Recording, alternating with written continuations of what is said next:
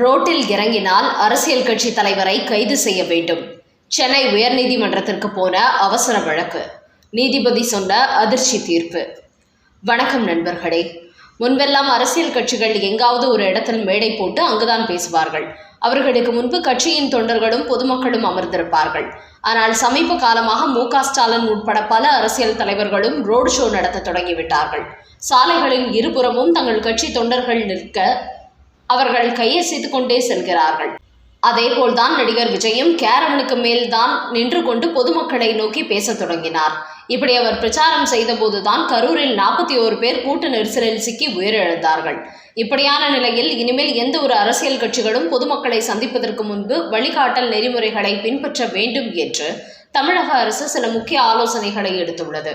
இப்படியான நிலையில் இன்று சென்னை உயர்நீதிமன்றத்தில் வில்லிவாக்கத்தைச் சேர்ந்த தினேஷ் என்பவர் ஒரு அவசர மனு தாக்கல் செய்துள்ளார். அந்த மனுவில் கரூரில் நடைபெற்றது போன்ற ஒரு கொடூர சம்பவம் இந்திய வரலாற்றில் நடந்ததில்லை. முக்கியமாக ஒரு கட்சியின் தலைவருக்கு மக்களின் மீது அக்கறை இல்லை. தான் நடிகன் என்பதால் எத்தனை மணி நேரத்திற்கு பிறகு வந்தாலும் கூட மக்கள் சாலைகளில் காத்து கிடப்பார்கள் என்று நினைத்து விட்டார். அப்படி அவர் செயல்பட்டதன் காரணமாக தான் மிகப்பெரிய தள்ளுமுள்ளி ஏற்பட்டு 41 பேர் உயிரிழந்த கொடுமை நடந்தது. குறிப்பாக அன்றைய தினம் விஜய் 7 மணி நேரம் தாமதமாக வந்திருக்கிறார். ஆனால் அவர் தவிர அவர் கட்சி நிர்வாகிகள் அனைவர் மீதும் காவல்துறையில் வழக்கு பதிவு செய்யப்பட்டிருக்கிறது. ஆனால் இதில் முக்கிய குற்றவாளி விஜய் மீதும் கைது நடவடிக்கை எடுக்க வேண்டும் என்று அவர் ஒரு கோரிக்கை வைத்திருக்கிறார். அது மட்டுமின்றி இது போன்ற சம்பவங்கள் இனிமேல் தமிழ்நாட்டில் நடக்கக்கூடாது. அதனால் அனைத்து அரசியல் கட்சிகளின் தலைவர்களுக்கும் ரோடு ஷோ நடத்துவதற்கு தடை போட வேண்டும். மீறினால் எந்த கட்சியாக இருந்தாலும் அவர்கள் மீது கடுமையாக நடவடிக்கை எடுக்க வேண்டும். முக்கியமாக அரசியல் கட்சி கூட்டங்களுக்கு பெண்கள், குழந்தைகளை அனுமதிக்க கூடாது. எந்த ஒரு கட்சிக்கும் இனிமேல் ரோடு ஷோ நடத்த அனுமதி வழங்கவே கூடாது. இந்த விஷயத்தில் காவல்துறைக்கு நீதிமன்றம் உத்தரவிட வேண்டும் என்று அவர் அந்த மனுவில் கூறியிருக்கிறார். இந்த மனுவை விசாரித்த நீதிபதி செந்தில்குமார், இது ஜனநாயக நாடு என்பதால் அரசியல் கட்சி கூட்டங்கள் நடத்த அனுமதி கொடுக்க வேண்டியுள்ளது. என்றாலும் அந்த கூட்டத்தினால் பொதுமக்களுக்கு எந்தவித பாதிப்பும் ஏற்படக்கூடாது. அப்படி பாதிப்பு ஏற்பட்டால் அதற்கு சம்பந்தப்பட்ட கட்சிகள் தான் முழு பொறுப்பேற்க வேண்டும். அந்த அடிப்படையில் பார்க்கும்போது கரூரில் நடைபெற்ற சம்பவத்திற்கு தமிழக வெற்றிக் கழகம் தான் பொறுப்பேற்க வேண்டும். காவல்துறை மட்டுமின்றி தங்கள் கட்சியின் தொண்டர்கள் தங்களது பேச்சை கேட்க வந்த பொதுமக்களையும் பாதுகாக்க வேண்டிய கடமை சம்பந்தப்பட்ட கட்சிக்கு உள்ளது. அதனால் இந்த விஷயத்தில் மற்றவர்கள் மீது பழி போட்டுவிட்டு இவர்கள் தப்பிக்க முடியாது என்று கூறிய நீதிபதி, இந்த வழக்கில் விரிவான விசாரணை நடத்த வேண்டும் என்று சொல்லி அக்டோபர் 3ஆம் தேதிக்கு விசாரணையை தள்ளி வைத்திருக்கிறார். அடுத்த செய்தி. விஜய்க்கு அமித்ஷா வச்ச 2 செக். அதிர்ச்சி கொடுக்க வந்த தெலுங்கு நடிகர் விஜயை பொறுத்தவரை தான் பிரச்சாரத்திற்கு செல்லும் இடங்களில் பொதுமக்களுக்கு பாதுகாப்பு கொடுக்க வேண்டும் என்பதை விட மிகப்பெரிய அளவில் கூட்டத்தை கூட்டி காட்ட வேண்டும் என்கிற நோக்கத்தில் தான் பிரச்சாரங்கள் நடத்தி வந்தார். அதனால் தான் சனிக்கிழமைகளில் நடத்தினார். அன்றைய தினம் இளைஞர்கள் பள்ளி, கல்லூரிக்கு செல்லாமல் விடுமுறையில் இருப்பார்கள் என்பதனால் அந்த நாளை அவர் தேர்வு செய்தார். ஆனால் அதுவே மிகப்பெரிய பின்னடைவை ஏற்படுத்திவிட்டது. இதன் காரணமாக நடிகர் விஜய் அவருடைய பிரச்சாரங்களை 2 வாரங்களுக்கு தள்ளி வைத்திருப்பதாக இன்று அறிவித்திருக்கிறார். இந்த நேரத்தில் தமிழக காவல்துறை மூலம் தமிழக அரசு திமுக மிகப்பெரிய அளவில் டஃப் கொடுத்து வருகிறது. குறிப்பாக இந்த விவகாரத்தில் திமுகவின் செந்தில் பாலாஜி தான் குண்டர்களை கூட்டத்துக்குள் அனுப்பி கூட்ட நெரிசலை ஏற்படுத்திவிட்டார் என்று ஒட்டுமொத்த தமிழக வெற்றிக் கழகத்தினரும் செய்தி வெளியிட்டு வந்த நிலையில் தற்போது திமுகவோ விஜயின் செயல்பாடுதான் இதற்கு காரணம். 7 மணி நேரம் தாமதமாக வந்தார். அதனால் தான் மக்கள் சோர்ந்து போனார்கள். தண்ணீர் கூட இல்லாமல் அந்த இடத்தில் அவர்கள் அவதிப்பட்டு உள்ளார்கள் என்பது போன்ற பல குற்றச்சாட்டுகளை முன்வைத்த விவகாரத்தை விஜய் பக்கம் திருப்பி விட்டு வருகிறார்கள். இன்னொரு பக்கம் விஜயின் கட்சியை எப்படியாவது முடக்கிவிட வேண்டும் என்கிற வேலைகளில் மு.க. ஸ்டாலின் இறங்கி இருப்பதாக சொல்லப்படுகிறது.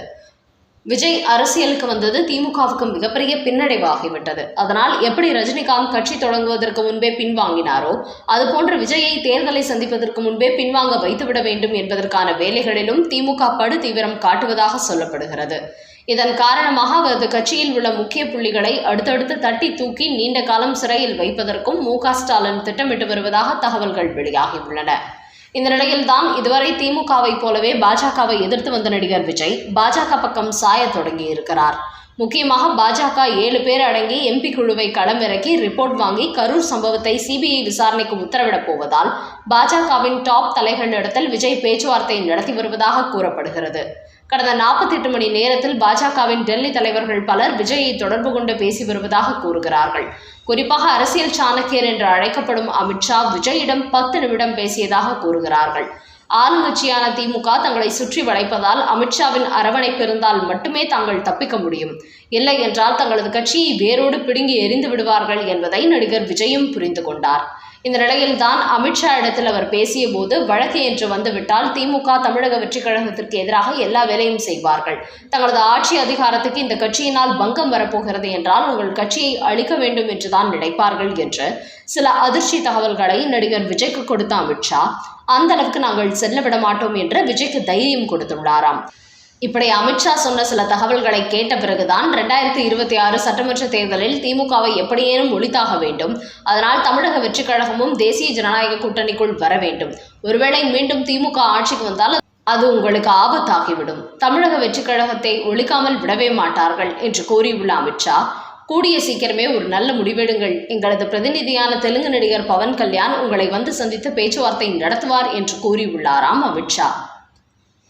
அடுத்த செய்தி, டாஸ்மாகில் 10 ரூபாய் விவகாரம், மோதிக்கொண்ட எடப்பாடி செந்தில் பாலாஜி. டாஸ்மாகில் பாட்டிலுக்கு 10 ரூபாய் குறித்து அதிமுகவினர் கூறுவது குறித்து செந்தில் பாலாஜி பேசும்போது, கடந்த 5 ஆண்டுகளில் இதுபோன்ற புகார்கள் வரும்போது அந்த மது பாட்டிலுக்கு வசூலிக்கப்படும் கூடுதல் தொகை அப்போதைய முதலமைச்சர் எடப்பாடி பழனிசாமிக்கு சென்றதா? அப்படி என்றால் இந்த முறை எடப்பாடி பழனிசாமியை 10 ரூபாய் பழனிசாமி என்று அழைக்கலாமா என்று கூறியிருந்தார் செந்தில் பாலாஜி. அதையடுத்து 10 ரூபாய் பாலாஜி என்றாலே அவர் பதறுவது ஏன் என்று அதிமுக எடப்பாடி பழனிசாமி ஒரு கேள்வி எழுப்பியுள்ளார்.